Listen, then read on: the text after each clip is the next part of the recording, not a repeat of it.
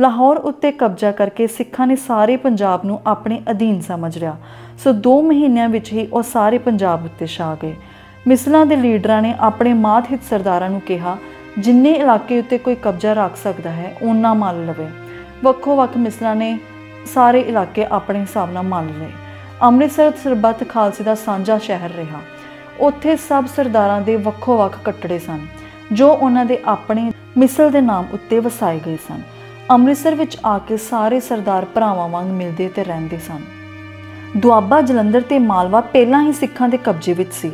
ब्यास तो लਹਿੰਦੇ पासे दे इलाकों उत्ते कब्जे करके सिख फिर अमृतसर आ इकट्ठे होए।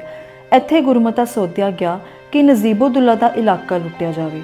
सो सितंबर 1765 ईस्वी विच सिंघां ने चढ़दी नूं चढ़ाई कर दित्ती। सरहंद पहुँच के सिखां दे दोवें दल वक्खो वक् हो गए। तरनल दल तां बूड़िया घाट तो लंघ के सहारनपुर जा वड़िया ते बुढ़ा दल दिल्ली तो पहाड़ की बाही नजीबुद्दौला की जगीर लुटन लगा। नजीबुद्दौला उस वेले रोहतक के इलाके विच सी। वो सुनदिया सार फौज लैके चढ़िया पर उहदे आउण तो पहलां ही सिंह लुटमार करके अमृतसर नूं परत आए। 14 अक्तूबर 1765 ईस्वी नूं दिवाली सी जो खालसे ने बड़े धूमधाम नाल मनाई। दिवाली तो वेले होके सिख फिर नजीबुद्दौला के इलाके विच जा वड़े। नजीबुद्दौला पहलां तो ही तैयारी करी बैठा सी। सो शामली कोल दोहां धਿਰਾਂ विच कई दिन लड़ाई हुंदी रही। 2 दिन बड़ा घोर युद्ध होया। रात लड़ाई बंद हुई तो सिख रातों रात जमुना टप के इस पासे आ गए। शामली की लड़ाई तो वेले होके सिख जाट राजियां दे इलाके वल हो तुरे। जनवरी 1766 ईस्वी नूं दोवें दल भरतपुरे के इलाके विच जा वड़े। राजा जवाहर मल ने अपना वकील रामकशेप अहीर भेज के सुलह कर लई। उसने 7 लाख नजराना इस वास्ते दिता कि सिख उसके इलाके विच लुटमार ना करन सगों मरहट्टियां दे विरुद्ध उसकी मदद करन। बुढ़ा दल तां उत्थे जवाहर मल की मदद वास्ते रहा पर तरना दल फिर नजीबुद्दौला के इलाके विच आ लुटमार करन लगा। नजीबुद्दौला फौज लैके चढ़िया। तरना दल पंजाब नूं परत आया। जवाहर मल ते सिखां ने राजा माधो सिंह जयपुर का इलाका लुटन की सलाह बना लई जो मरहट्टियां का साथी सी।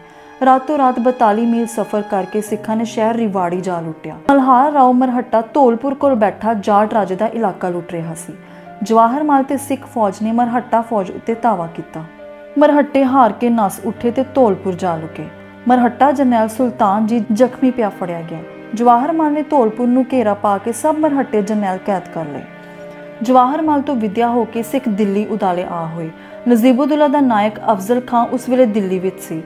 उन्हें सिखां तो डरदियां शहर के दरवाजे बंद कर लए। सिखां ने प्रतापगंज का इलाका लुट लिया। फिर जमुना तो पार होके कुटाना झंझाना ते बुडाना लुट लए। नजीबुद्दौला फौज लैके कुटाना घाट तो लंघिया ते सिखां दे डेरे उत्ते जा पिया। सिख उस वेले उदाले दे पिंडां विच लुटमार करन गए होए सन। सो उन्हां दा सुन्ना डेरा रुहेला फौज ने लुट लिया। रौला सुन के सिख भी इकट्ठे हो गए पर उन्हां दा डेरा बहुत सारा लुटिया गया। 16 तो 20 अप्रैल तक दोहां धिरां विच लड़ाई हुंदी रही जिस विच सिखां दा बहुत नुकसान होया। सिख जमुना तो इस पार लंघ आए। उन्हां नजीबुद्दौला दे इस पासे दे जिले लुट लए। नजीबुद्दौला मगरों आया पर सिखां हत्थों बहुत नुकसान उठा के वापस मुड़ गया। इन्हां लड़ाइयां विच राजा अमर सिंह पटियाला ने नजीबुद्दौला की मदद की सी। सो वापसी उत्ते सिंघां ने पटियाले के इलाके उत्ते हमला कर दिता। राजा अमर सिंह नाल लड़े ते ओदा इलाका लुट लिया। इन्हां ही दिनां विच सरदार हीरा सिंह नकई ने पाकपटन के इलाके उत्ते हमला किया। उत्थों के दीवान नाल पिंड भूमन शाह को लड़ाई हुई जिस विच सरदार हीरा सिंह मारिया गया। फिर उसका भतीजा नाहर सिंह मिसल का जथेदार बनिया। नकई लड़ाई छड्ड के वापस आ गए। कुछ चिर पिछों भंगी सरदार झंडा सिंह ते गंडा सिंह ने पाकपटन ते चढ़ाई की। मुहम्मद अजीम लड़के हार गया। भंगिया ने पाकपटन ते उदाले का इलाका मल लिया। डिगे हुए वकार नूं कायम करन ते खुसे हुए मुल्क नूं फिर कब्जे विच करन वास्ते अहमद शाह अब्दाली बड़ी भारी फौज लैके एक बार फिर पंजाब उत्ते चढ़ आया। चढ़े दसंबर ही वह दरिया अटक तो टप पिया। रोहतास के इलाके विच उस वेले 7,000 सिख सन। वो 9-10 मील अगे वध के अब्दाली नूं मिले। दुरानी फौज की गिणती सिखां नालों 8-10 गुणा वधेरे सी। सो इस लड़ाई विच सिखां दा बड़ा नुकसान होया। ये पहली जित हासिल करके अब्दाली रोहतास तो अगाह लंघिया तो गुजरात का शाह दौला ते होर कई मुसलमान सरदार उस नाल आ मिले। रोहतास कोल हारे हुए सिखां ने जहलन के उल्ले कंडे फिर दुरानी फौज उत्ते हमला किया पर गिणती बहुत थोड़ी होने करके फिर हार गए। इत्थों अब्दाली सियालकोट आ बैठा। 10 दसंबर नूं उत्थों चल के वह 8 मील ते आ बैठा। इलाके के जिमीदारां नूं बुला के उन्हें 1.5 लाख नजराना उगराया। 15 दसंबर नूं अब्दाली डसके पुज पिया। इस इलाके के ਜ਼ਿਮੀਂਦਾਰਾਂ ਤੋਂ ਉਹਨੇ 3 ਲੱਖ ਮਾਮਲਾ ਇਕੱਠਾ ਕੀਤਾ। ਇੱਥੋਂ ਚੱਲ ਕੇ 21 ਦਸੰਬਰ ਨੂੰ ਅਬਦਾਲੀ ਫਾਜ਼ਲਾਬਾਦ ਆ ਪੁੱਜਾ।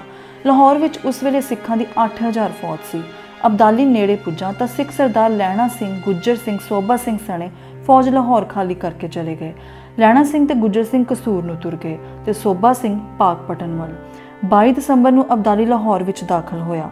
ਸ਼ਹਿਰ ਦੇ ਪਤਵੰਤੇ ਮੁਸਲਮਾਨ ਤੇ ਹਿੰਦੂ ਪਰੇ ਡੈਪੂਟੇਸ਼ਨ ਬਣ ਕੇ ਅਬਦਾਲੀ ਕੋਲ ਆਏ ਤੇ ਬੇਨਤੀ ਕੀਤੀ ਕਿ ਜੇ ਸ਼ਹਿਰ ਵਾਸੀਆਂ ਦਾ ਭਲਾ ਚਾਹੁੰਦੇ ਹੋ ਤਾਂ ਸਰਦਾਰ ਲਹਿਣਾ ਸਿੰਘ ਨੂੰ ਬੁਲਾ ਕੇ ਸੂਬੇਦਾਰ ਬਣਾ ਦਿਓ, ਕਿਉਂਕਿ ਉਹ ਨੇਕ, ਨਿਆਂਕਾਰ ਤੇ ਸਾਰਿਆਂ ਦਾ ਸਾਂਝਾ ਹਾਕਮ ਹੈ। ਉਹ ਹਿੰਦੂ ਮੁਸਲਮਾਨ ਨੂੰ ਇੱਕੋ ਜਿਹਾ ਜਾਣਦਾ ਹੈ। ਉਹਨੇ ਈਦ ਦੇ ਦਿਨ ਸ਼ਹਿਰ ਦੇ ਕਾਜ਼ੀਆਂ ਮਲਾਣਿਆਂ ਨੂੰ ਪਗੜੀਆਂ ਦਿੱਤੀਆਂ ਸਨ। ਉਹਨਾਂ ਇਹ ਵੀ ਕਿਹਾ ਕਿ ਜੇ ਕਿਸੇ ਹੋਰ ਨੂੰ ਲਾਹੌਰ ਦਾ ਹਾਕਮ ਬਣਾਓਗੇ ਤਾਂ ਸਿੱਖ ਉਸ ਨੂੰ ਰਾਜ ਕਰਨ ਨਹੀਂ ਦੇਣਗੇ। ਅਬਦਾਲੀ ਵੀ ਇਸ ਗੱਲ ਨੂੰ ਚੰਗੀ ਤਰ੍ਹਾਂ ਜਾਣ ਗਿਆ ਸੀ। ਉਹਨੇ ਪਿੰਡ ਮੋਦੇ ਦੇ ਰਹਿਣ ਵਾਲੇ ਰਹਿਮਤੁੱਲਾ ਬੇਗ ਨੂੰ ਆਪਣੀ ਚਿੱਠੀ ਦੇ ਕੇ ਸਰਦਾਰ ਲਹਿਣਾ ਸਿੰਘ ਕੋਲ ਭੇਜਿਆ। ਨਾਲ ਹੀ ਤੋਹਫੇ ਵਜੋਂ ਕਾਬਲ ਦੇ ਮੇਵੇ ਭੇਜੇ। ਚਿੱਠੀ ਵਿੱਚ ਸਰਦਾਰ ਲਹਿਣਾ ਸਿੰਘ ਨੂੰ ਲਾਹੌਰ ਦੀ ਸੂਬੇਦਾਰੀ ਦੇਣ ਵਾਸਤੇ ਲਿਖਿਆ ਸੀ। ਅੱਗੋਂ ਲਹਿਣਾ ਸਿੰਘ ਨੇ ਮੇਵੇ ਮੋੜ ਘੱਲੇ ਤੇ ਨਮੂਨੇ ਵਜੋਂ ਕੁਝ ਛੋਲਿਆਂ ਦੇ ਦਾਣੇ ਘੱਲੇ। ਚਿੱਠੀ ਦੇ ਉੱਤਰ ਵਿੱਚ ਉਸਨੇ ਲਿਖਿਆ, ਮੇਵੇ ਬਾਦਸ਼ਾਹਾਂ ਦੀ ਖੁਰਾਕ ਹੈ ਤੇ ਮੈਂ ਇੱਕ ਸਿਪਾਹੀ ਹਾਂ ਜੋ ਇਹੋ ਜਿਹੀ ਸਾਦਾ ਖੁਰਾਕ ਤੇ ਗੁਜ਼ਾਰਾ ਕਰ ਸਕਦਾ ਹਾਂ। ਬਾਕੀ ਗੱਲ ਰਹੀ ਸੂਬੇਦਾਰੀ ਦੀ, ਮੈਂ ਉਸ ਪੰਥ ਦਾ ਇੱਕ ਸਿਪਾਹੀ ਹਾਂ ਜੋ ਗੁਰੂ ਗੋਬਿੰਦ ਸਿੰਘ ਤੋਂ ਬਿਨਾਂ ਹੋਰ ਕਿਸੇ ਦਾ ਬਖਸ਼ਿਆ ਹੋਇਆ ਤ੍ਰੈਲੋਕੀ ਦਾ ਰਾਜ ਵੀ ਲੈਣ ਨੂੰ ਤਿਆਰ ਨਹੀਂ। ਮੁੱਕਦੀ ਗੱਲ, ਸਰਦਾਰ ਲਹਿਣਾ ਸਿੰਘ ਅਬਦਾਲੀ ਦੇ ਸੁਲ੍ਹਾ ਦੇ ਜਾਲ ਵਿੱਚ ਨਾ ਫਸਿਆ। ਅਬਦਾਲੀ ਇੱਕ ਸਤਵਾਰਾ ਲਾਹੌਰ ਵਿੱਚ ਰਿਹਾ।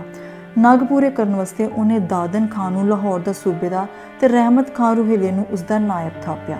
ਲਾਹੌਰ ਦਾ ਇਹ ਪ੍ਰਬੰਧ ਕਰਕੇ ਤੇ ਡੇਰਾ ਲਾਹੌਰ ਹੀ ਛੱਡ ਕੇ ਅਬਦਾਲੀ 50,000 ਫੌਜ ਲੈ ਕੇ ਚੜ੍ਹਦੇ ਨੂੰ ਹੋ ਤੁਰਿਆ। ਉਸ ਕੋਲ 7,000 ਜਜ਼ਾਇਰਚੀ ਤੇ ਕੁਝ ਤੋਪਾਂ ਵੀ ਸਨ। ਜਹਾਨ ਖਾਂ, ਫੈਜ਼ ਤਲਬ ਖਾਂ, ਬਰਖੁਰਤ ਖਾਂ, ਦਰਵੇਸ਼ ਅਲੀ ਖਾਂ, ਹਜ਼ਾਰਾ ਆਦਿ ਜਰਨੈਲ ਉਸਦੇ ਨਾਲ ਸਨ। 28 ਦਸੰਬਰ ਨੂੰ ਅਬਦਾਲੀ ਨੇ ਫਤਿਆਬਾਦ ਉੱਤੇ ਹਮਲਾ ਕੀਤਾ। ਕਿਲੇ ਵਿਚਲੇ ਕੁਝ ਸਿੱਖ ਲੜ ਕੇ ਸ਼ਹੀਦ ਹੋ ਗਏ ਤਾਂ ਅਬਦਾਲੀ ਨੇ ਪਿੰਡ ਦੇ ਇਲਾਕਾ ਲੁੱਟ ਲਿਆ। ਉਸ ਵੇਲੇ ਸਰਦਾਰ ਚੜ੍ਹਤ ਸਿੰਘ ਸ਼ੁਕਰ ਚੱਕਿਆ ਤੇ ਸਰਦਾਰ ਜੱਸਾ ਸਿੰਘ ਆਲੂਵਾਲੀਆ 20,000 ਫੌਜ ਸਣੇ ਪਿੰਡ ਖਾਸੇ ਕੋਲ ਬੈਠੇ ਸਨ।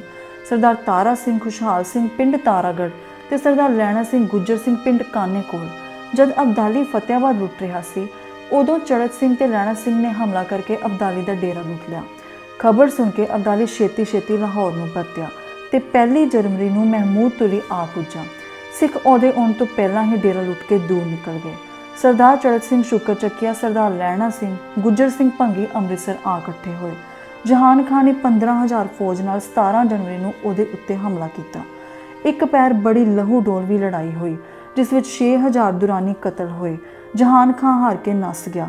ਅਬਦਾਲੀ ਆਪ ਫੌਜ ਲੈ ਕੇ ਗਿਆ ਤਾਂ ਸਿੱਖ ਜੰਗਲ ਵਿੱਚ ਜਾ ਵੜੇ। 17 ਜਨਵਰੀ ਨੂੰ ਅਬਦਾਲੀ ਬਿਆਸ ਟੱਪਿਆ ਤੇ ਅਗਲੇ ਦਿਨ ਸਹੇੜੀ ਪਿੰਡ ਜਾ ਡੇਰਾ ਕੀਤਾ।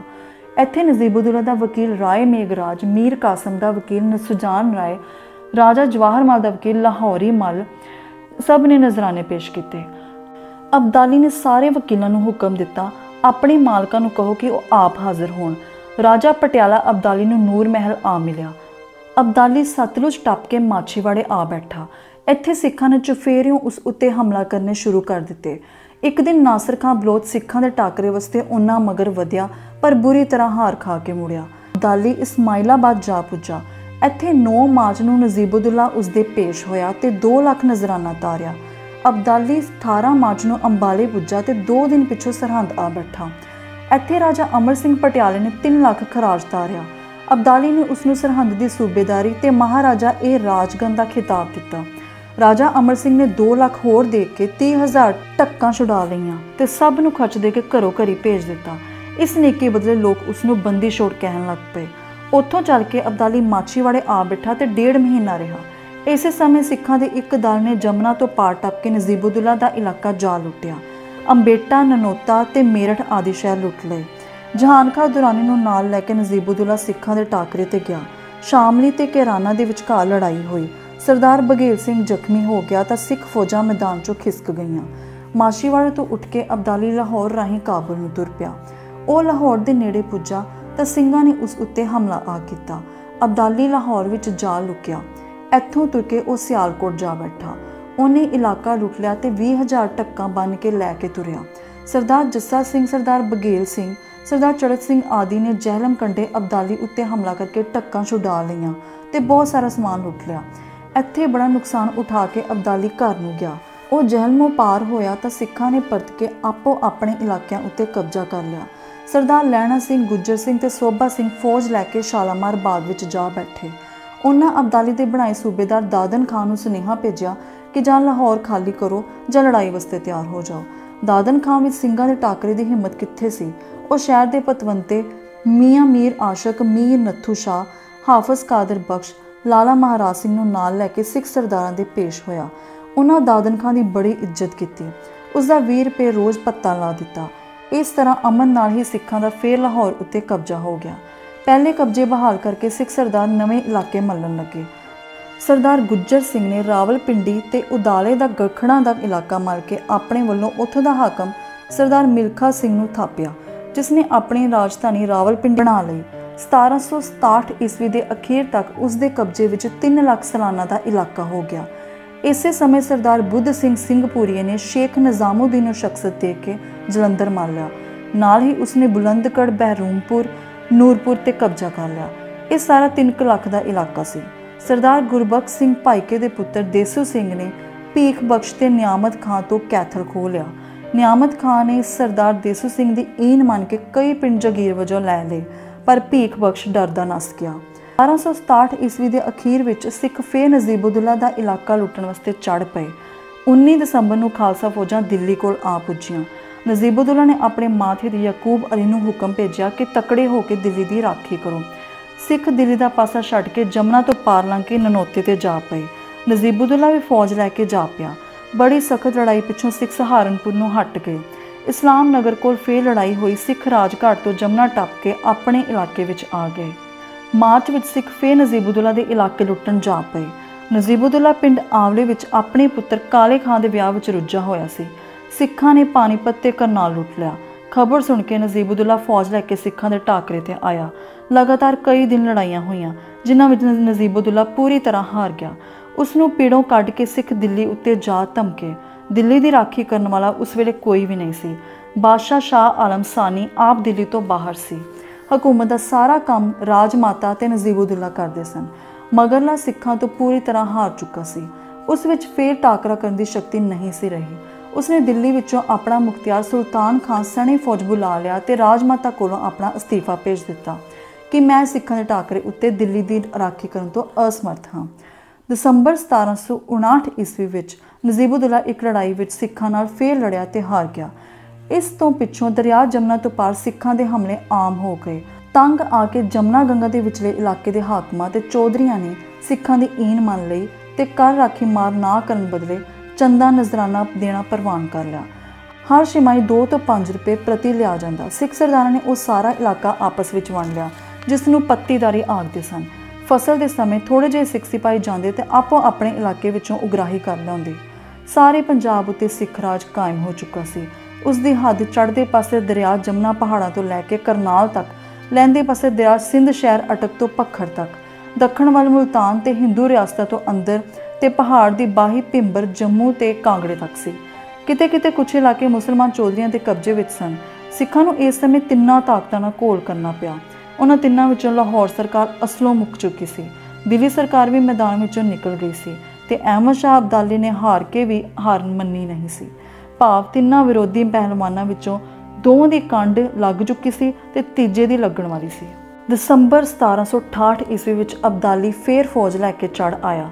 ਸਿੱਖ ਉਸ ਦਾ ਟਾਕਰਾ ਕਰਨ ਵਾਸਤੇ ਤਿਆਰ ਹੋ ਖੜੇ। ਅਬਦਾਲੀ ਬਿਨਾਂ ਟਾਕਰੇ ਹੀ ਝਨਾ ਤੋਂ ਵਾਪਸ ਮੁੜ ਗਿਆ। ਉਸਨੇ ਅੱਗੇ ਵੱਧ ਕੇ ਸਿੱਖਾਂ ਨਾਲ ਟੱਕਰ ਲੈਣ ਦਾ ਹੌਸਲਾ ਨਾ ਕੀਤਾ। ਅਗਲੇ ਸਾਲ ਅਹਿਮਦ ਸ਼ਾਹ ਅਬਦਾਲੀ ਆਖਰੀ ਵਾਰ ਅਟਕ ਤੋਂ ਇਸ ਪਾਰ ਟੱਪਿਆ। ਇਸ ਵਾਰ ਜਹਿਲਮ ਤੋਂ ਲਹਿੰਦੇ ਪਾਸੇ ਕਿਲ੍ਹਾ ਰੋਹਤਾਸ ਵਿੱਚ ਸਿੱਖ ਅਬਦਾਲੀ ਦਾ ਟਾਕਰਾ ਕਰਨ ਵਾਸਤੇ ਤਿਆਰ ਹੋ ਖੜੇ। ਜਿਸ ਅਬਦਾਲੀ ਤੋਂ ਸਾਰਾ ਹਿੰਦੁਸਤਾਨ ਕੰਬਦਾ ਸੀ, ਉਹ ਸਿੱਖਾਂ ਨਾਲ ਲੜਨ ਦੀ ਦਲੇਰੀ ਨਾ ਕਰ ਸਕਿਆ। ਜਹਿਲਮੋਂ ਪਾਰ ਹੀ ਕੁਝ ਦਿਨ ਰਹਿ ਕੇ ਉਹ ਬੁੱਢਾ ਜਰਨੈਲ ਵਾਪਸ ਕਾਬਲ ਨੂੰ ਮੁੜ ਗਿਆ। ਇਸ ਤਰ੍ਹਾਂ ਤੀਜੇ ਪਹਿਲਵਾਨ ਨੂੰ ਵੀ ਸਾਫ਼ ਕੰਡ ਲਾ ਕੇ ਸਿੱਖਾਂ ਨੇ ਪੰਜਾਬ ਵਿੱਚੋਂ ਕੱਢ ਦਿੱਤਾ। ਅਹਿਮਦ ਸ਼ਾਹ ਅਬਦਾਲੀ ਦੇ ਨਾਲ ਉਸ ਦਾ ਲਾਇਕ ਜਰਨੈਲ ਜਹਾਨ ਖਾਂ ਹੋਇਆ ਕਰਦਾ ਸੀ। ਸਿੱਖਾਂ ਤੋਂ ਹਾਰ ਕੇ ਉਹ ਦੋਵੇਂ ਜੀਵਨ ਬਾਜੀ ਹੀ ਹਾਰ ਬੈਠੇ। 14 ਮਾਰਚ 1770 ਈਸਵੀ ਨੂੰ ਜਹਾਨ ਖਾਂ ਮਰ ਗਿਆ ਤੇ 14 ਅਪ੍ਰੈਲ 1772 ਈਸਵੀ ਨੂੰ ਅਹਿਮਦ ਸ਼ਾਹ ਅਬਦਾਲੀ ਇਸ ਦੁਨੀਆ ਤੋਂ ਚਲਾਣਾ ਕਰ ਗਿਆ। ਉਸ ਦੀ ਮੌਤ ਪਿੰਡ ਮੁਰਗਾ ਵਿੱਚ ਹੋਈ ਤੇ ਉਹ ਸ਼ਹਿਰ ਕੰਧਾਰ ਵਿੱਚ ਦਫਨਾਇਆ ਗਿਆ। उसके अंतिम निशान उत्ते 90,000 रुपए खर्च के बड़ा सुंदर मकबरा बनाया गया। खालसे की फौजी ताकत बारे ਵੱਖੋ-ਵੱਖ इतिहासकारां की राय ਅੱਡ-ਅੱਡ है। जॉर्ज थॉमस लिखता है, सिखां की लड़ाकी फौज की गिनती 60,000 असवार ते 5,000 पैदल सी। ब्राउने लिखता है 73,000 असवार ते 25,000 पैदल सी। तैमूर शाह वालिए काबल केवल 50,000 ही समझदा सी। फोस्टर लिखता है, खालसा फौज सारी 3 लाख सी, जिस विचों 2 लाख मैदान विच जा सकदी सी। सारियां विचों ब्राउन की लिखत ठीक जापदी सी। सिख मिसलां की उस फौज की गिनती जो केवल फौजी काम वास्ते ही नियत सी 1 लाख तो वध नहीं सी। जिथों तक इस कौम के सुभाव का संबंध है, हर एक पगबन सिख शस्त्रधारी हुंदा सी ते लोड़ वेले चंगे सिपाही वांग लड़दा सी। अजिही फौजी जथेबंदी ने पंजाब विच अपना राज कायम कर लिया सी। यह है एक वीरता की लंबी अमर कहानी जिस तरह सिख राज बनिया।